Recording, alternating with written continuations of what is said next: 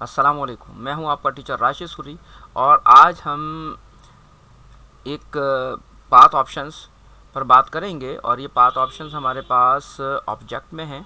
Object में जब आप आते हैं तो हमारे पास ये कुछ पाथ ऑप्शंस हैं जिसमें आपके पास जॉइन है, एवरेज है, आउटलाइन स्ट्रोक है, ऑफसेट पाथ, सिंपलीफाई, ये कुछ चीज़ें हैं।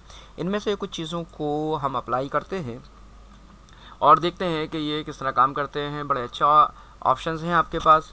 जैसे कि मैं सबसे पहले तो एक रेक्टेंगल बना लेता हूँ और इसके बाद मैं इसके ऊपर कुछ वर्किंग करता हूँ। जैसे कि हम पाथ में आते हैं और पाथ में आने के बाद हमारे पास एक ऑप्शन है यहाँ पर स्प्लिट इनटू ग्रिड।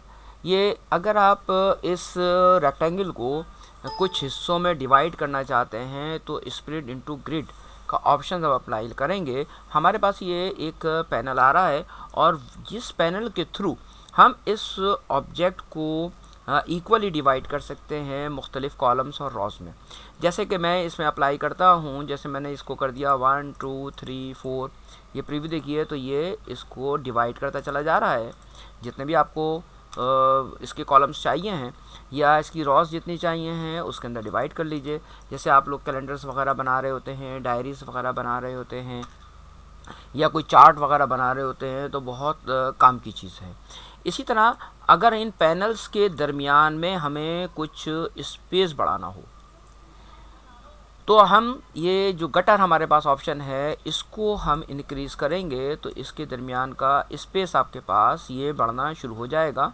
तो ये हमने विड्थ और हाइट दोनों इसकी ये इंक्रीज़ की है 4.4 पॉइंट की। तो ये पैनल्स आपके अलग अलग हो गए हैं। अच्छा, इन पैनल्स को आप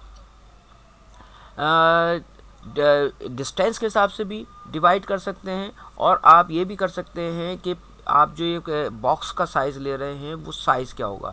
यानी कि अगर आपने बॉक्स का साइज़ लेना है तो विड्थ और हाइट यहाँ पर लिख दीजिएगा। अब जितने भी बॉक्सेस के अंदर आ जाएं और उसके दरमियान में जो भी स्पेस आ जाए, नंबर ऑफ़ बॉक्सेस आपको चाहिए हैं तो आप गटर बढ़ा दीजिएगा और नंबर ऑफ़ कॉलम्स और नंबर ऑफ़ रॉज ये बढ़ा दीजिएगा।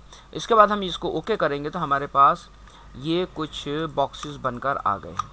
अब ये बॉक्सेस अलग अलग हैं और इनको चाहें तो आप कलर भी कर सकते हैं। इसको सेलेक्ट कीजिएगा और सेलेक्ट करने के बाद कोई भी कलर आप इसके अंदर अप्लाई कर दीजिएगा और फिर आप इसमें कोई भी चीज़ अपनी डिज़ाइन कर सकते हैं। चाहे आप कैलेंडर डिज़ाइन करें, चाहे आप इसमें डायरीज़ बनाइए, अपने चार्ट वगैरह बनाइए। तो ये बहुत ज़बरदस्त चीज़ आपके पास मौजूद है इलस्ट्रेटर में अगर आप इसको सही तरीके से इस्तेमाल करें तो। और इसे आप ग्रुप कर लेंगे तो ये वन ऑब्जेक्ट हो जाएगा, फिर आप इसको उठाकर कहीं भी रख सकते हैं। अच्छा, दूसरी बात जो हमारे पास है इसमें वो ये है कि अगर हम कोई भी शेप बना रहे होते हैं या हमारे पास कोई भी किसी भी टाइप की चीज़ होती है, जैसे मैं एक ये पॉलीगॉन बना लेता हूँ और इस पॉलीगॉन की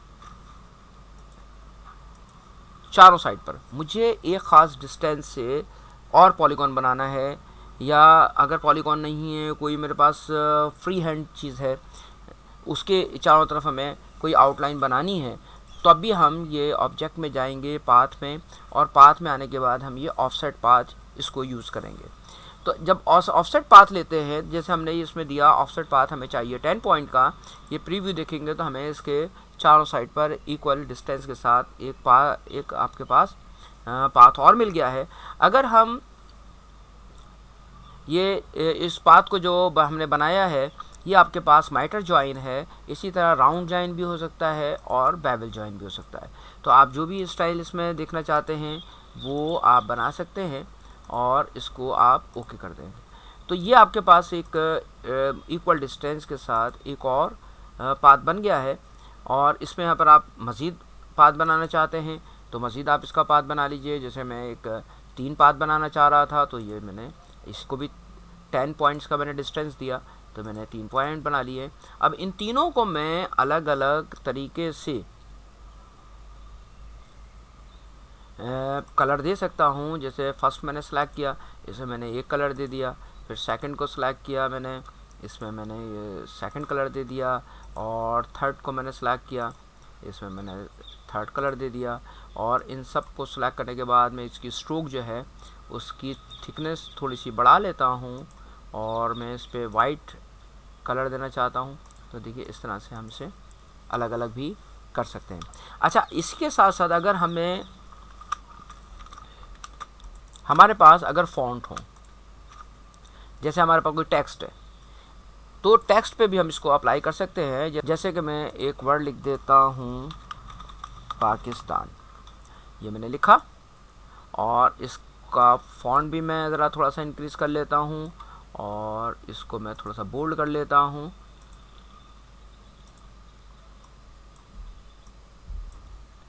मुझे इसके चारों तरफ एक आउटलाइन चाहिए।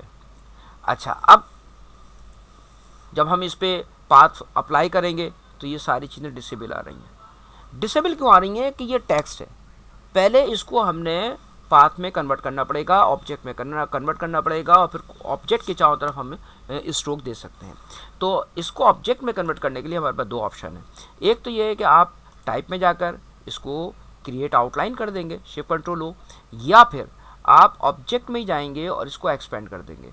तो आप कहीं भी से भी इसको ऑब्जेक्ट में कन्वर्ट कर सकते हैं। तो मैं ये एक्सपेंड कर देता हूँ, तो ये आपके पास ऑब्जेक्ट यानी कि फिल और स्ट्रोक में आपका ये टेक्स्ट चेंज हो रहा है। ये आपका अब ये टेक्स्ट नहीं रहा, और इसको हम एडिट कर सकते हैं। तो मैं इसमें आउटलाइन दिखा देता हूँ ताकि आपको नज़र आए कि मैं क्या काम कर रहा हूँ, क्योंकि सॉलिड में आपको ज़रा थोड़ा सा समझ में नहीं आएगा। तो मैंने इसकी आउटलाइन जो है यानी कि इसकी स्ट्रोक जो है वो ब्लैक कर दी है, और फिल इसका मैंने नन कर दिया है। इसके बाद हम चलते हैं ऑब्जेक्ट की तरफ, और ऑब्जेक्ट में जाने के बाद हम ये पाथ में आते हैं, और पाथ में हमारे पास ऑप्शन है ऑफसेट पाथ। ये हमने ऑफसेट पाथ लिया, और ऑफसेट पाथ में अगर हम 10 पॉइंट्स की स्पेस देते हैं या 5 पॉइंट्स का स्पेस देते हैं, और देखें कि इतना स्पेस हमारे पास ये आ गया है। तो अगर हम समझते हैं कि सही है, तो इसको हम ओके कर देंगे, तो ये पाथ हमारे पास आ गया। अच्छा, अब इस पाथ में एक चीज़ क्या है कि ये सारी चीज़ें जो हैं आपकी एक दूसरे के ऊपर ओवरलैप हुई हुई हैं। देखिए मैंने इसको ड्रैग करके नीचे उतार लिया है इस तरह से, और मुझे पूरा एक जो है एक ही ऑब्जेक्ट चाहिए है पूरा। तो फिर मैं कंट्रोल Z करके बैक हो गया हूँ, और मैं पाथ फाइंडर में जाकर इसको यूनाइट कर देता हूँ। जब यूनाइट करूँगा तो मेरे पास ये नीचे का ऑप्शन अलहदा हो गया, ऊपर का अलहदा हो गया है। अब इसे आप अनग्रुप कर लीजिएगा, तो ये पाकिस्तान जो लिखा हुआ है ये अलहदा है, और ये आपके पास जो ऑप्शन है ये अलहदा है। तो इसको हम इस तरह से ये ग्रीन कलर कर दे देते हैं, इसे हम सेंड टू बैक कर लेते हैं। ठीक है जी, और ये जो पाकिस्तान का वर्ड था इसका कलर मैं अलहदा से चेंज कर देता हूँ, जैसे मैं इसको वाइट कर देता हूँ। अगर मुझे इसके पीछे मज़ीद एक ऑप्शन चाहिए है, तो मैं फिर पीछे वाली लाइन को सिलेक्ट कर रहा हूँ, जैसे कि अभी मैंने पॉलीगॉन में किया था। तो आप इसमें वापस आइएगा, और यहाँ से पाथ ऑफसेट में जाएं, जितना पे भी आपने एक लाइन देनी है इसको लीजिएगा, और इसको भी यूनाइट कर दीजिएगा, और यूनाइट करने के बाद इसे अनग्रुप कर लीजिएगा या रिलीज़ कंपाउंड पाथ कर लीजिएगा। तो ये अलग-अलग आपके पास चीज़ें हो जाएंगी।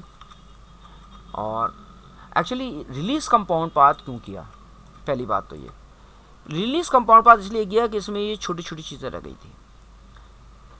ठीक है, तो जब ऐसी चीज़ें हमारे पास आती हैं तो ये शेप होता है आपके पास कंपाउंड पाथ, ये होता है कंपाउंड पाथ। मैंने इसको रिलीज़ करने के लिए रिलीज़ कंपाउंड पाथ किया था, ये सेलेक्ट किया था, रिलीज़ कंपाउंड पाथ किया, ताकि मेरे ये छोटे छोटे ऑप्शन जो है ये निकल जाए।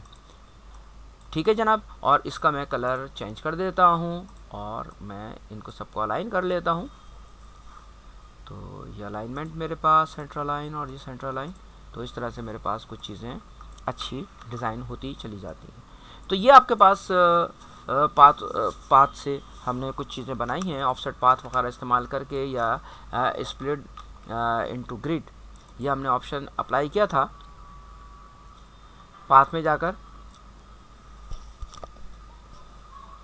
अच्छा, इसके साथ हमारे पास एक ऑप्शन और है आउटलाइन स्ट्रोक। अब आउटलाइन स्ट्रोक क्या है भाई, जैसे हमने एक ये लाइन ली है, इसकी थिकनेस में थोड़ी सी बढ़ा लेता हूँ ताकि आपको थोड़ा सा क्लियर नज़र आ जाए कि मैंने ये थिकनेस बढ़ाई है इसकी। और जब इसके ऊपर मैं अप्लाई करूँगा, ये पाथ में जाने के बाद आउटलाइन स्ट्रोक, तो ये इस स्ट्रोक को शेप में कन्वर्ट कर देगा। यानी कि अब इसका पाथ अलहदा है, यानी कि मैंने दिया, और इसका फिल जो है वो अलहदा है।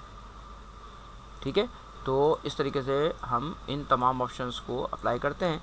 तो ये मेरी एक छोटी सी क्लास थी, और उम्मीद है कि आपको पसंद आई होगी। तो कमेंट्स में अपनी राय ज़रूर दीजिएगा, और नेक्स्ट क्लास तक के लिए इजाज़त दीजिएगा। अल्लाह हाफिज़।